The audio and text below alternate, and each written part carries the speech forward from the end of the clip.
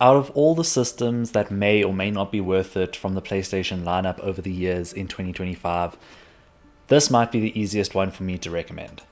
Now, I know what you're thinking. The PS Vita is definitely starting to get a little bit more expensive. Not only the systems, but the games are quite pricey. But hear me out. I still think the PS Vita is a fantastic option in 2025, even if you're a gamer like me that has no intention of modding it. So for the most part, the modding community of the PS Vita is what's keeping it alive and making it very, very well worth it in 2025. However, as a gamer that wants to collect games, OEM, and play the systems as they were intended, it is still a fantastic system for me. So let's hop straight into it with some of the things that I think make the PS Vita just one of the best systems to have in your lineup in 2025. So for me, it starts with the fact that the PS Vita is just the most comfortable handheld to have that is still very portable. Now, obviously the Switch exists, the Steam Deck, and all of these fantastic systems. However, they are a lot more not portable than the PS Vita. The PS Vita is still a very pocketable system, meaning you can still put it in your pocket and go about your day. Whereas these newer systems aren't exactly like that. You can put them in a backpack, sure, but they're not very portable. But that is not the only reason I think the Vita is still very much worth it in 2025. For me, as a PlayStation fan, someone who is deep into the trophy ecosystem of PlayStation 5. Okay, I say deep. I only have 32 platinums. I love collecting trophies. I'm not very good at it. But aside from that, I just love having that option where the trophies do tick off and have those things to follow, those markers to follow, which isn't something that is possible on PSP. So trophies and game support is something that is really, really special on PS Vita.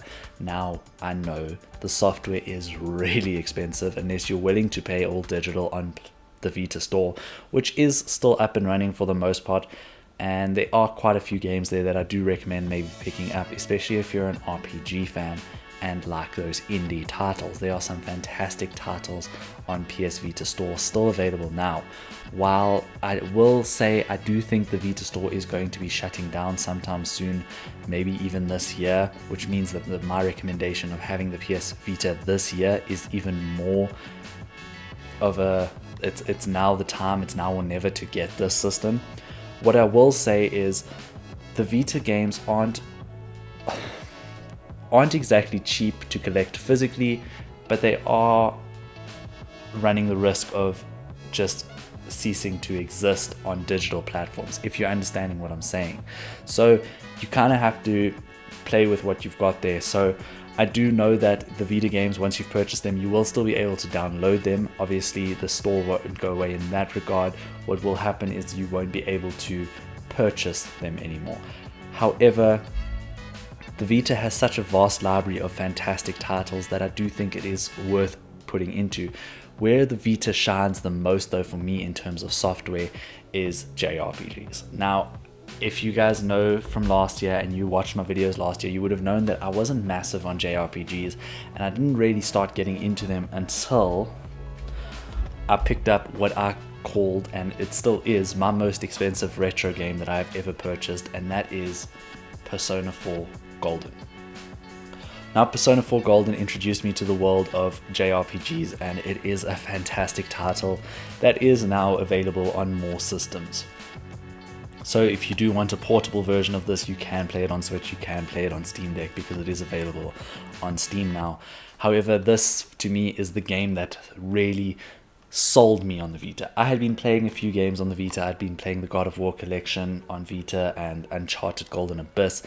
And while those were great and it was a great way to re-experience some older PS2 titles like the God of War collection, this is truly the title that really defined my experience with the Vita.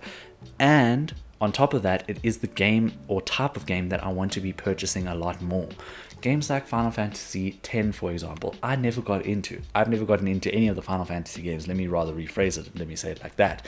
And because of that, and because of this, I really want to play the original 2 Final Fantasy games or Final Fantasy X games on PS Vita. Now, I know if I get the Vita copy of the PS2 game or Final Fantasy X, you actually only get Final Fantasy X physically, and then 10.2 is a code which has obviously been expired and obviously is no longer available to download, which really does put a damper on that and does really hurt the physical collecting. However, you can purchase them both on the Vita store. So I don't know how I'm going to go about doing that. Maybe I will play the first title on the Vita and then play a separate title somewhere else on probably PS5 with the PS4 backwards compatibility, because obviously they have much improved graphics. There are so many titles that just suit the Vita, and what I mean by suit the Vita is because of the form factor and the size, it truly is just a fantastic system to go out and play with. Where I had a lot of problems with the PSP and it's only having one analog stick and not actually being very comfortable to hold, the Vita really solves all those problems. Now, while there isn't anything for the bottom of your hands to hold down here, how there is definitely a much greater level of comfort when it comes to playing this system. The dual analog sticks alone make the system vastly superior to the PSP. And what is great, if you are willing to go the digital route, you can purchase digital PSP games. So if we go in here and go across, I have done so. Obviously, if you saw one of my videos last year, I bought a game on PS Vita actually to grandfather it in to play it on PS5. So just to get a cheaper version, which is still something that is possible with some of these games. But this is a PSP title, right?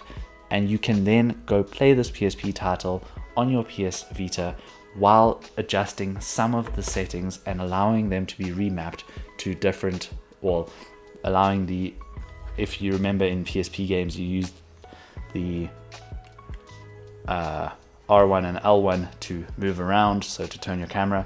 You can then change that to use the analog stick, which is obviously a lot better, especially for first-person games if you were playing those. So the Vita just has all this going for it. There are obviously some major drawbacks.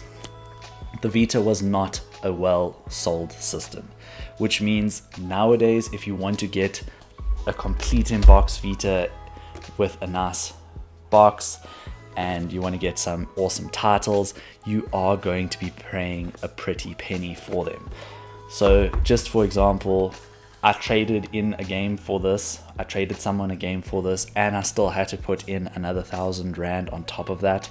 So you're looking at about $50 with a trade-in game for this. And I didn't trade in a cheap game, let me put it that way. I traded in Silent Hill Origins. You can get some cheaper titles. These go for about 200 Rand, so about $10. So Uncharted Golden Abyss is definitely a valuable prospect. Touch My Katamari, obviously at the end of the year I was started the Astrobot and Astro's Playroom challenges. This was one of the games that I wanted to get for that. This isn't particularly cheap, however it is more valuable, or a more value orientated game. This cost me about $25, 500 Rand. So these games are expensive. Now a lot of these I did in deals, so I purchased quite a few of them together. So I think these three I purchased all together and I got all three of them for 500 Rand. So if you can find people that are willing to work with you and willing to do deals, that's obviously going to be the way to purchase these games. But then you also get much more expensive games. This is more valuable than Persona 4 in other markets, but for some reason here I managed to pick it up for 500 Rand, so $25. But I do know that price charting actually puts this at one of my most valuable games on all my systems actually. However, I didn't have to pay as much as what price charting is selling it for or listing it for. Then I obviously have two more games. Assassin's Creed, because I'm very curious how an open world game works, but I haven't got into that just yet. And yeah, there's just so many different types of titles that are more playable on PS Vita than they were playable on PSP.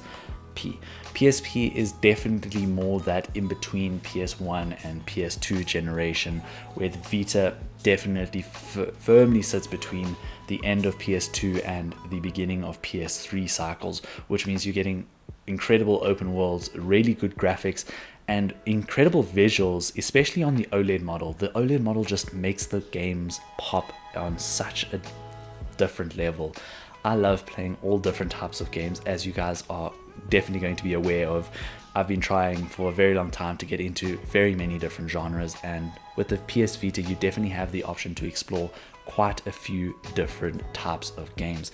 But again, my recommendation will definitely be to be playing those JRPGs, maybe going back and playing your PS2 titles that you haven't played in a while, so your Ratchet and Clanks, your Sly Coopers. Those games are definitely on the pricier end though, so if you are going to be doing that route, just be prepared to fork out a bit more money than you were initially thinking of.